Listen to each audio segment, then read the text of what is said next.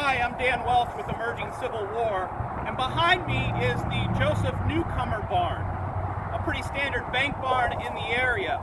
This barn today symbolizes the enormous aftermath of the Battle of Antietam, fought on September 17, 1862. At the conclusion of the fighting, nearly 23,000 Americans had been killed, wounded, captured, or missing.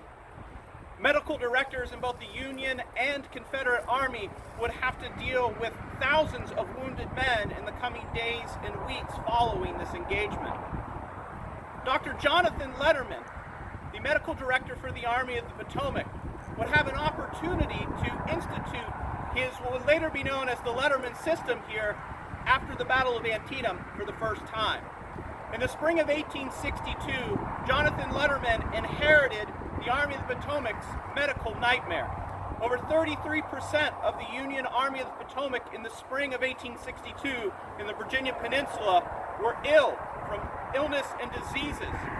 Letterman's first task was to get the Army healthy again and back in the ranks.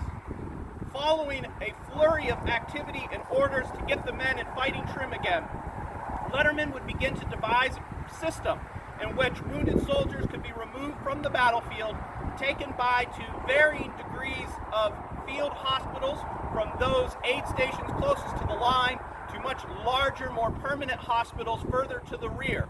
Not only did he devise a system of these hospitals in which men would be treated, but he also devised a system in which to get these men to these locations, a professionalized ambulance corps.